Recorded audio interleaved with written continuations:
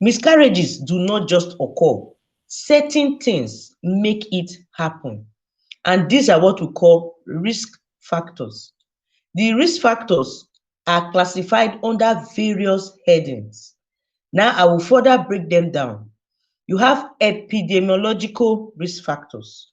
The epidemiological risk factors refers to the age of this woman, her body build, if she's obese or if she's extremely slim, the age of her partner. Now, there's something very important about age and pregnancy. You will agree with me that the younger a woman is, the more fertile she is. And the younger she is, the better quality of egg she produces. That is why we always advise women to start having their babies at a very young age, not extreme of age, but at least an appreciable age, because during this time, you usually get the best. As a woman age, her eggs also age. And so you now start having very poor quality of egg. This poor quality egg often results in miscarriage. For instance, if the woman is about 20 years, the risk of having a miscarriage is less than 1%. But if she's 35 years to 39 years, she has a 25% risk of having a miscarriage. And if she's above 45 years of age, she has a 93% risk of having a miscarriage. So the higher the woman increases in age, the higher the risk for miscarriage. Again, if a man is above 40, there is a higher chance of his wife having a miscarriage. Because when we talk about miscarriage, there's what we call genetic predisposition. So the genes come from the male and from the female. If the male is given an abnormal gene, it results in an abnormal baby, and that abnormal baby will often result in a miscarriage. So higher maternal age are both risk factors for miscarriages. Then again, any woman who smokes, primary smoker or secondary smoker, nicotine is toxic. It's embryotoxic and can affect the fetus and result in abnormality in the fetus, which will result in miscarriage. The same thing with alcohol and caffeine. That is why before a woman becomes pregnant, if she's used to these habits, we usually advise them to stop it or try as much as possible to reduce it to the barest minimum, especially during the first part of this pregnancy, because it is at that time that the baby is forming. This is what we call embryogenesis. So if you reduce toxins during this period, you will have less problem and there'll be no miscarriage. Again, the weight of the woman. Women who are obese tend to be very, very big. They often have other problems that will also result in miscarriage. So this is for the epidemiological risk factors. Then we have a very important cause of miscarriage, which we call thrombophilia, antiphospholipid syndrome. Now, the sad part about this is in many underdeveloped countries, screening for this thrombophilia is often very, very difficult because they do not have the necessary laboratory apparatus to carry this test. So you will find women having recurrent miscarriages without the doctors actually telling them what the exact cause is. Now, certain things in the woman will point to a thrombophilia. This include one, she gets pregnant. You have clinical factors and laboratory factors. When she gets pregnant, as at the time that the pregnancy is about 10 weeks, let's say approaching the third month, she has done ultrasound already, and the ultrasound will say the baby is okay. Suddenly, she does another scan and they tell her the baby is already dead. So the baby dies between 10 weeks of the pregnancy inside her womb. Or she has a history of thromboembolism, meaning accumulation of blood resulting in clots in either the limb or the hand. She'll start having pain, swelling. She'll go to the hospital. There's a history of thrombosis in the peripheral vessel. Or she gets pregnant, but has 3 consecutive losses at about 10 weeks. She just keep having this type of miscarriages. Or finally, she's able to carry this baby beyond 6 months, 7 months, and suddenly her blood pressure increases very, very high, and she has to deliver that baby before 34 weeks because of placental insufficiency. When these factors are present in a woman, they are pointers towards what we call antiphospholipid syndrome. I will talk about the investigation for antiphospholipid syndrome during our general investigation. So I just want you to note that antiphospholipid syndrome is a very important cause of miscarriage, and particularly recurrent miscarriages, which most of our doctors are not aware of and cannot diagnose in developing countries. Now, we also have a very important risk factor, which is the genetic risk factor. Like I said earlier, genetics come from both the male and the female. And these genetic risk factors, we call it parental chromosomal abnormality. When there are translocation or balance translocation resulting in structural abnormality in the fetus. So the genetics can either be from both parents or from the fetus itself. So, like we always counsel our women whenever they have a miscarriage, we tell them that some miscarriages are blessings in disguise, meaning this pregnancy was an abnormal pregnancy, ab initio. So it is nature's way of helping the body get rid of something that will be so unpleasant in the future. So this usually results from genetic abnormality, either from translocation or structural abnormalities. Then we now have anatomical abnormalities. This has to do with the woman. Remember, it is the uterus, which we call the womb, that carries the baby. So if there is any problem with the womb or the cervix, it will result in recurrent pregnancy losses. There are some women that have fibroid within the uterus. Now, fibroid can be in different locations inside the uterus. It doesn't really matter. But the one that is responsible for causing recurrent miscarriage is when it is a submucous fibroid, meaning this fibroid is at the middle of the uterus where the baby will stay. So you find the baby staying and the fibroid staying, both of them are competing for space. And the fibroid is also growing as the baby is growing. So the fibroid tends to push the baby out and results in a miscarriage. Again, some women can have a uterus, a bifurcation within in the middle of the uterus. We call it a septate uterus or an arcuate uterus. There are structural abnormalities within the uterus that you may not even know that you have unless you now start having problem. So when this type of thing occurs, it can result in recurrent miscarriage. Then there's also what we call cervical incompetence. It is the failure of this uterus to carry any pregnancy to term because there is a structural defect in the uterus or in the cervix. Why would there be a structural defect?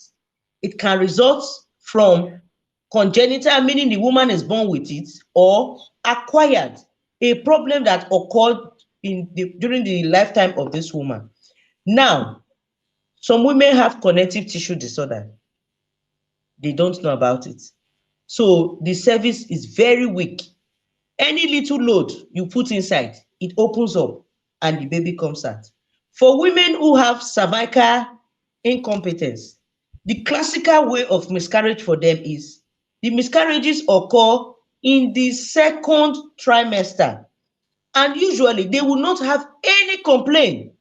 They will suddenly feel as if there is a bag in between the vagina. They feel a bulge.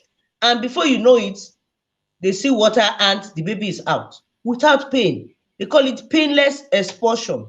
And it continues as the pregnancy progresses. So you will know that the problem now is with the cervix. Now, what can make this cervix to be weak? One, if you have repeated D and C, forceful D and C, for women who go to terminate pregnancy in unhygienic situations. So the person who is doing it is in a hurry. So he will force the cervix open. And the process of forcing the cervix open, you damage the connective tissue in the cervix. When she's now pregnant, she cannot hold a pregnancy again. Or when this woman is pregnant, she has a very fast labor. Before she came to the hospital, before you know it, she's already pushing, and the baby comes out very fast. The process of the baby coming out very fast can result in a tear in the cervix. Of course, once there's a tear in the cervix, you have damaged the collagen fibers in that cervix. And by the time you start repairing, it will result in incompetence. Again, there are some women that do some procedures in the cervix, like you have cervical cancer, you want to diagnose cervical cancer, you do cone biopsy, you do some treatment within the cervix. All this can result in cervical incompetence. Again, when you have a very big baby and you force yourself to deliver vaginally, it can result in that cervix being incompetent because you overstretch the cervix. So these are the causes of cervical insufficiency or incompetence that will result in recurrent miscarriages. And these miscarriages usually occur in the second trimester, and it is characterized by painless expulsion of the fetus with associated rupture of membrane.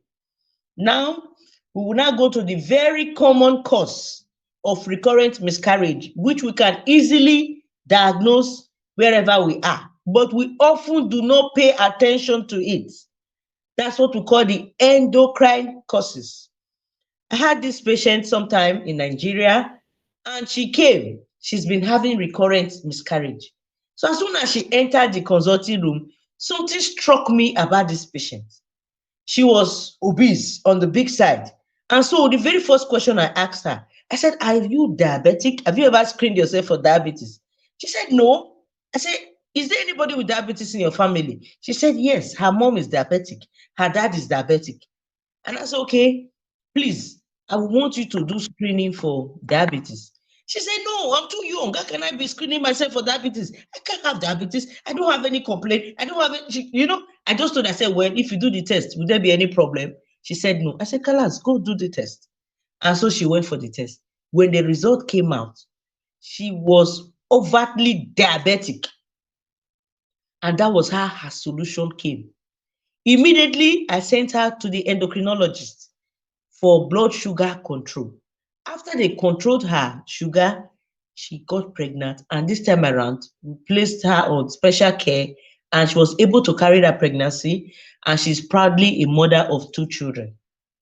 So endocrine causes, amongst the endocrine causes, we have uncontrolled diabetes. Uncontrolled, that is the word, not just diabetes. You can be diabetic and you will not have miscarriage as long as your sugar is well controlled.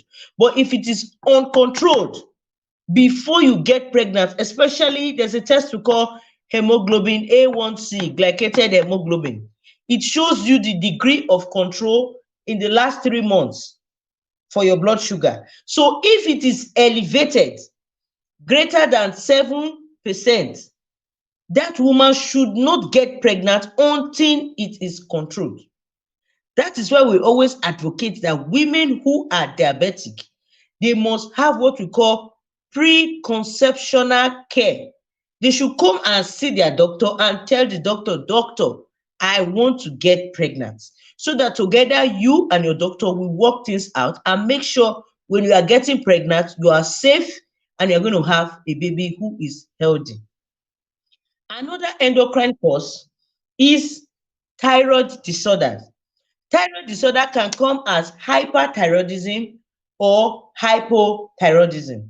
Now, for diabetes, sorry, before I go back to thyroid disorder, there are certain symptoms that you can present that will be a pointer towards diabetes. One can be extreme weight gain or weight loss. Then you can also have excessive thirst. You just discover that you always want to take water, you always want to take water. Then you pass urine in very large quantity, or you are having recurrent vaginal discharge, recurrent itching, or recurrent boils all over your body, or you are having recurrent miscarriages. All this can be a pointer to diabetes. So you need to have the test done to exclude diabetes. Then for thyroid disorder, again, if the patient is hypothyroid, she can have excessive weight gain. Then there will be what we call heat or cold intolerance. When everybody is hot, this person will be complaining of cold. She cannot tolerate cold. When everybody is cold, she'll be complaining that she is hot. So she behaves in the opposite of the general population. Then for those who are hyperthyroid, they tend to eat a lot and they go to toilet often, frequently, and they may have increase in menstrual flow. So all this will point towards a thyroid dysfunction. So you also have to do your thyroid function test to know if you are hyperthyroid, euthyroid, or hypothyroid. Then again, there's what we call polycystic ovarian syndrome. In PCOS, these women are usually obese. They have what we call insulin insensitivity, and they also have multiple cysts on ultrasound scan. The main problem with them is their menses is usually not regular. They have irregular menses and they have difficulty getting pregnant. Then when they now get pregnant, they are often at risk of having miscarriages because they already have insulin insensitivity and their androgen hormones are elevated. The androgen hormones are the main hormones. They have it in excess. And they now also have what we call diabetes. So these three things together is what makes them at risk of recurrent miscarriages. So their own case is very peculiar. So when they get pregnant, you need to give them hormonal support to help support the pregnancy so that they will not have a miscarriage. Then another hormonal cause is what we call luteal phase deficiency. Some women do not have a problem getting pregnant at all. All they have the problem with is keeping that pregnancy. And there is a hormone that is responsible for making the baby stay, especially in the early parts. It is called progesterone. And this progesterone is secreted by the corpus luteum, which is like the ovary that was secreted during ovulation, which will now transform into a corpus luteum that sustains the pregnancy until the placenta is formed. During that time, if there is a deficiency in this luteal phase of the pregnancy, they will be having recurrent miscarriage. They will suddenly feel they are pregnant. They do a test. Pregnancy test is positive. After 2 weeks, negative. There is a defect in the luteal phase. So once you identify these women, as soon as you have started them on the workup for fertility, after ovulation, you start them on luteal support with progesterone. This helps to carry the pregnancy to term. And so we move on to another cause, which is what we call infective causes.